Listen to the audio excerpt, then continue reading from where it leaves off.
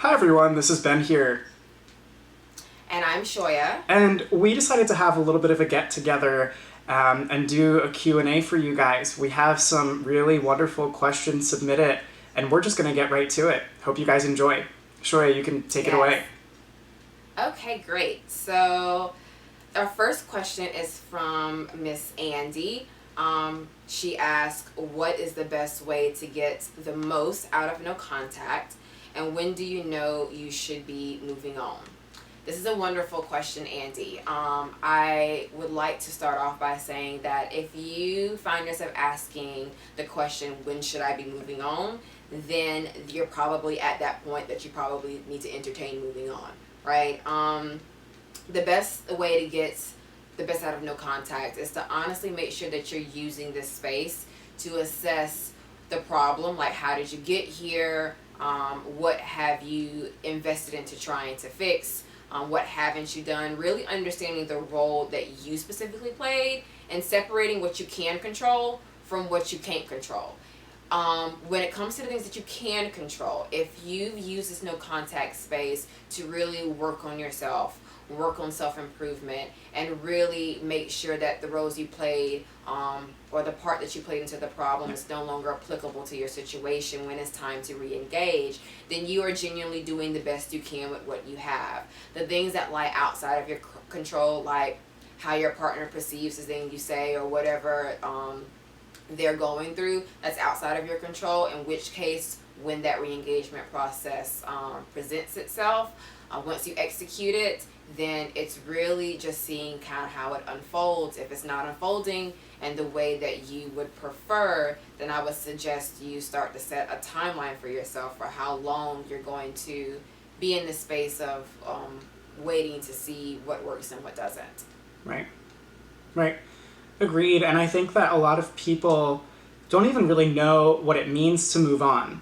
You know, what it means to move on isn't exactly 100% of the time committing to never having this person in your thoughts, in your mind, in your heart ever again. What it really means is making this conscious choice of just knowing that, you know, this isn't for you in the way that you need it to be right now.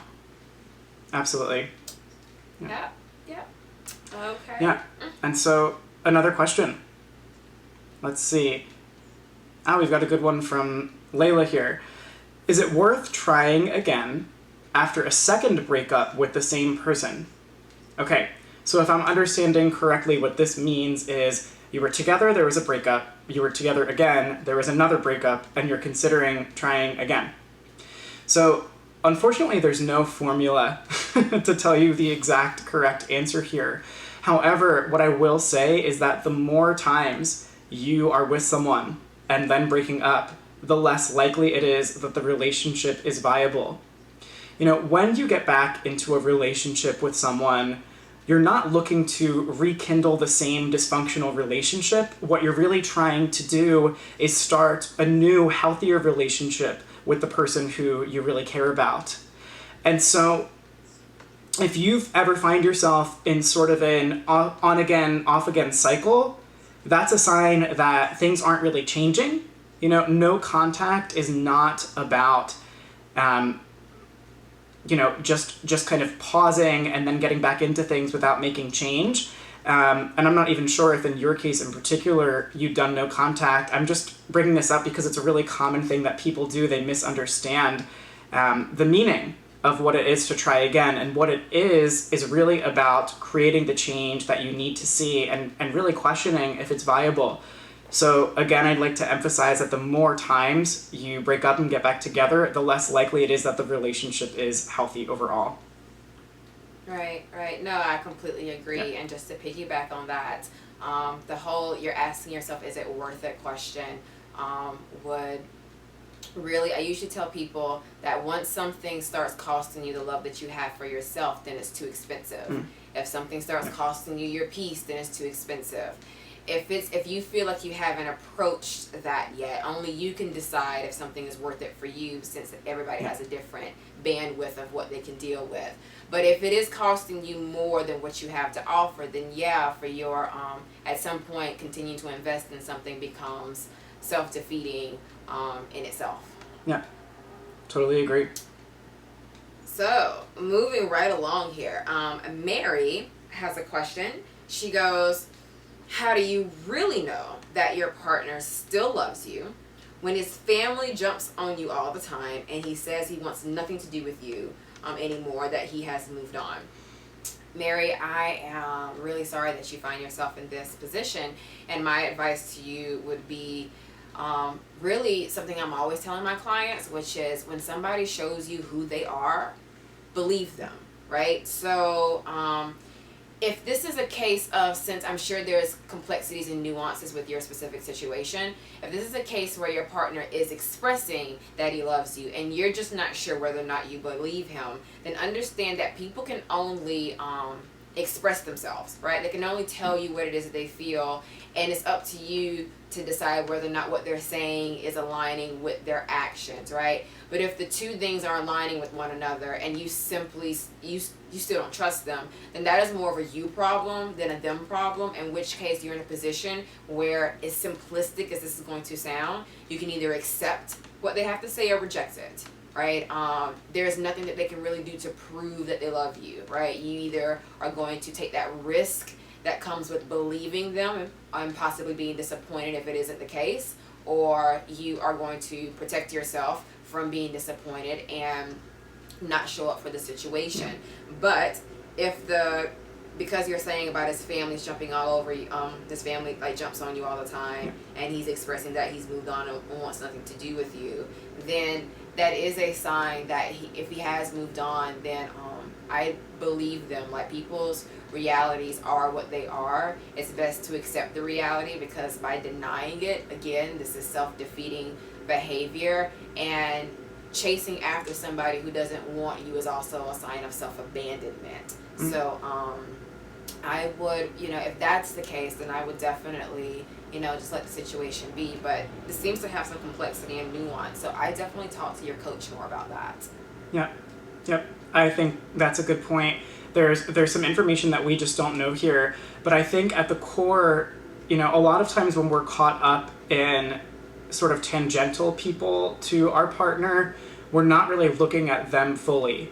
So is this about your sense of a lack of trust in your partner? Are you actually getting from your partner some signals that, he's not fully into you? Is it just the family?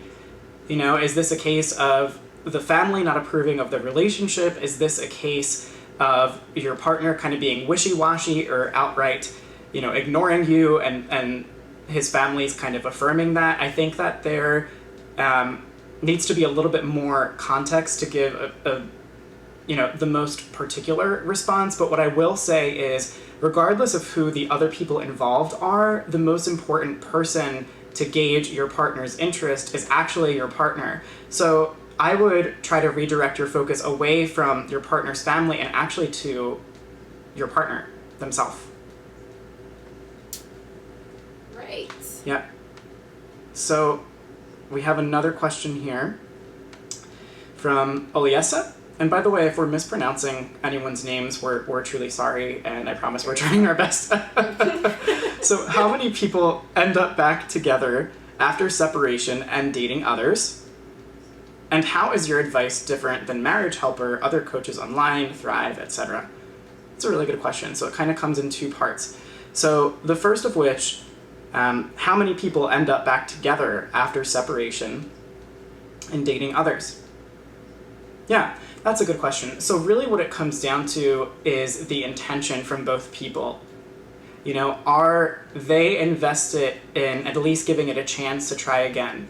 Is someone totally committed to never trying again? It really depends on the relationship, to be honest with you. However, what I will say, and this kind of ties into your next question regarding Relationship Hero and our advice, in getting some assistance from Relationship Hero and working with a coach or coaches here, the odds increase exponentially, because it's a really difficult thing to navigate. Even for professionals, things are constantly changing. And I think this is kind of what ties into why we're different from some of these other services online. You know, of course they have their place and they have their benefits, but we don't have a formula. We don't have something that is just a one-size-fits-all approach. What we have is the ability to connect you with someone with experience who is able to assess things as life changes. You know, it's no secret, life is messy. You've lived it long enough yourself to know this. And so, you know, it's too much to put on yourself, or at least it's less likely that it will work out if you're putting it all on yourself. And what I will say though is I've seen plenty of couples end up back together after separating and dating other people. You know, you've heard the term rebound, I am sure, and really what that means is that someone is trying to heal through attaching themselves to another person because they're still attached to you. So is this a question of you've been separated for 15 years and you're dating other people, or did they jump right into dating someone else after breaking up with you? You know, I've seen both cases where people have gotten back together, but certainly when one party starts dating someone else immediately, it's likely that that relationship's not viable because no one is emotionally available after a breakup right away. So I hope that gives you some clarity, Eliasa. Right. Yeah, no, I agree. And just to piggyback on the whole what makes us different question, since that is a popular one that we get, is we are a coaching service. The difference between a coaching service and a therapeutic service is we are here to tell you what to do, right? Therapy services are there to help you understand your problem and help you navigate through it. We are also interested in helping you understand your problem, so there is something very therapeutic about that, but we're specifically wanting to understand the problem for the sole purpose of telling you what to do, right? To fix it, and that will change as the problem changes. So we are coaches. We are what we're interested in is, again, targeted on the steps that we're here to provide for you.